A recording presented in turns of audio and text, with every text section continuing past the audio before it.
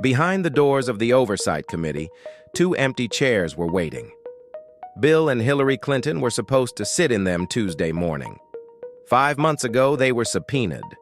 Bipartisan vote. The Epstein investigation, 10 people called. 8 showed up. The Clintons didn't. Hours before their scheduled testimony, they sent a letter to Chairman James Comer, and the language they used? Literally designed to result in our imprisonment. A former president and a former Secretary of State just told Congress, "We're not coming. And if you push this, we'll fight you." So what are they protecting? What's in those depositions that's so dangerous? Two of the most calculating political minds in America decided defying Congress was the safer move. What do they know about what happens in that room that made them choose federal charges over answering questions under oath? Because now Comer's doing something Congress rarely does. He's moving to hold them both in criminal contempt.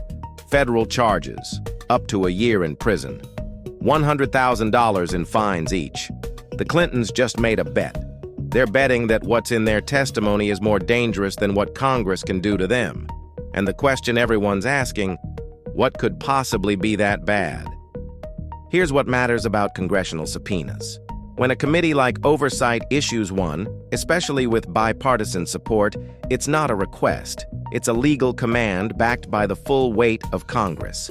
Defying it puts you in a small group of people who've chosen to face criminal prosecution rather than answer questions. That choice tells you something. It tells you the person believes what's in that testimony room is more dangerous than a federal courtroom. If you want to stay updated on stories like this, hit subscribe and turn on notifications. And drop a comment below. Do you think the Clintons should be forced to testify, or is this political persecution? Let me know where you stand. Let's go back to how we got here. July 2025. The House Oversight Committee votes to subpoena 10 individuals connected to Jeffrey Epstein. The vote wasn't partisan theater. Democrats and Republicans both raised their hands. On August 5th, Chairman Comer issues the subpoenas. Bill Clinton and Hillary Clinton are on that list. The first deposition date, October 14th for Bill, October 9th for Hillary. They don't show. Their attorney, David Kendall, sends a letter. The Clintons have no relevant information, he says. They'll provide written statements instead. Comer postpones. December 17th and 18th. New dates. The Clintons say they need to attend a funeral. Comer agrees to move it again, asks for alternative dates in January. The Clintons' lawyer refuses to provide any, so Comer sets it himself. January 14th for Bill, January 15th for Hillary. Final dates. No more extensions. Tuesday morning comes. Bill Clinton's chair stays empty. Wednesday arrives. Hillary Clinton doesn't appear either. 8 other people subpoenaed in this investigation showed up and testified. 2 former Trump officials, Bill Barr and Acosta, sat for depositions. They answered questions, but the Clintons, they sent a letter instead. And that letter is where things get tense. The Clintons don't just decline, they escalate. They accuse Comer of pursuing a rarely used process literally designed to result in our imprisonment. They say this isn't about finding facts. They say this is about punishment, political persecution. But here's the problem with that argument. The subpoena was bipartisan. Democrats on the committee voted for it too. So when the Clintons claim this is partisan, they're not just fighting Comer. They're fighting members of their own party who wanted them to testify. So what does Congress actually want from the Clintons? Publicly, Comer says it's straightforward. Bill Clinton flew on Jeffrey Epstein's private jet multiple times in the early 2000s. Flight logs show at least 16 trips between 2002 and 2003. The Clintons say these were for Clinton Foundation work. Humanitarian trips. Comer says fine, then come explain that under oath. There's also the Clinton Foundation connection. According to reporting and Epstein's own legal team during his 2007 plea negotiations, Epstein claimed he helped set up the Clinton Global Initiative. He reportedly donated $25,000 to the foundation in 2006. Ghislaine Maxwell attended Clinton Foundation events for years, even after allegations against her surfaced. Comer's argument, You knew these people. You flew with them. You worked with them. You took their money. Tell us what you know about how Epstein operated and who protected him. The Clintons' response, we already told you. We have no relevant information. Bill cut ties with Epstein in 2005 before any criminal charges. We didn't know about his crimes. There's nothing to add. But if that's true, if they really have nothing to hide, why not just sit down and say it under oath? A few hours of testimony. Answer the questions. Move on. Political figures do it all the time. Unless the risk isn't what they'd have to say. The risk is what they'd have to say next. The follow-up questions. The documents they'd be asked to confirm. The names they'd be pressed to remember. Once you're under oath, you can't control where the questions go. And that's where the Clintons' calculation becomes clear. They're not afraid of contempt charges. They're afraid of perjury. Because here's what happens now. Comer moves forward with contempt proceedings. The Oversight Committee votes on a resolution. If it passes, it goes to the full House. The House votes. If a majority says yes, the contempt citation gets referred to the Department of Justice. And here's where it gets complicated. The DOJ, under Attorney General Pam Bondi, would have to decide whether to prosecute. Prosecuting a former president for contempt of Congress? That's rare. It's happened to presidential aides, to agency officials, but never to someone who sat in the Oval Office. Steve Bannon faced contempt charges in 2021 for defying a January 6th committee subpoena. He was convicted. He served 4 months in prison. Peter Navarro, another Trump aide, also served time for contempt. But those were White House staffers, not former presidents. If the DOJ prosecutes and wins, the Clintons could face up to a year in federal prison and $100,000 in fines each. That's the law.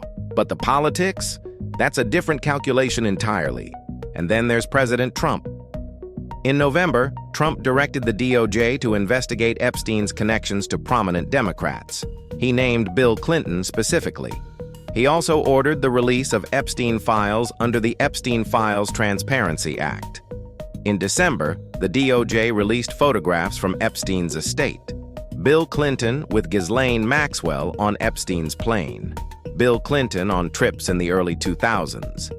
Clinton's spokesperson called it a distraction. Said the White House was releasing old photos to protect Trump from scrutiny. But the photos are out there now. And they're part of the public record Congress is investigating. So when the Clintons accuse Comer of political persecution, they're also accusing the Trump administration of weaponizing the Epstein investigation. And maybe they're right. But that doesn't change the legal reality.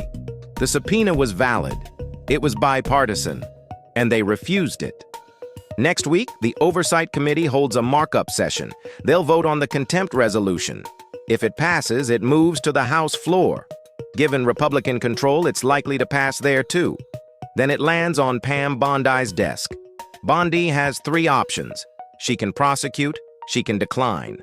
Or she can let it sit in legal limbo while the Clintons and DOJ negotiate behind closed doors.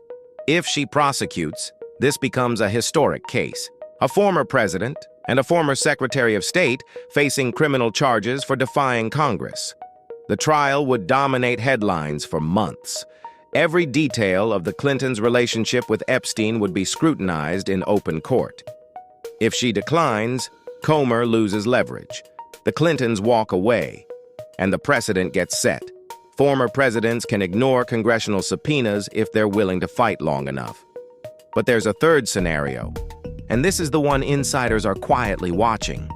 The Clintons negotiate. They agree to a closed-door limited deposition. No cameras. No transcripts released to the public. Just enough cooperation to avoid prosecution. But here's what that scenario reveals. If the Clintons eventually sit down behind closed doors, it means they were never worried about having nothing to say. They were worried about saying it in public. They were worried about the record, the clips, the quotes that could be used against them for years. And that brings us back to the question that started this. What are they protecting? What's in their testimony that made them choose this fight? According to public reporting, Bill Clinton flew on Epstein's plane for Clinton Foundation trips. He's admitted that. He's said he regrets the association. But he's also said he knew nothing about Epstein's crimes and cut ties in 2005. Hillary Clinton's attorney says she never flew on Epstein's plane, never visited his island, and can't recall ever speaking to him directly. But Ghislaine Maxwell was in the Clinton social circle for years. She co-hosted fundraisers for Hillary's 2007 presidential campaign. She attended Chelsea Clinton's wedding in 2010.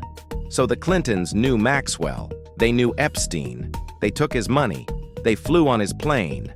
And now Congress wants to know, what else did you know? When did you know it? And why did it take so long for you to cut ties? The Clintons are betting that silence is safer than testimony. They're betting that the political cost of contempt charges is lower than the legal risk of answering questions under oath. And they're betting that this will eventually fade from the headlines. But Comer's betting something else. He's betting that the American public wants answers, that voters are tired of powerful people ducking accountability, and that even a former president isn't above congressional oversight. One of those bets is going to be wrong. Next week, the Oversight Committee votes, and we'll find out if Congress has the will to hold a former president in contempt, or if the Clintons' calculation was right all along. Because in Washington, power isn't just about what you can do. It's about what you can get away with. And right now, the Clintons are testing exactly how far that power extends. The question is, how far will Congress push back?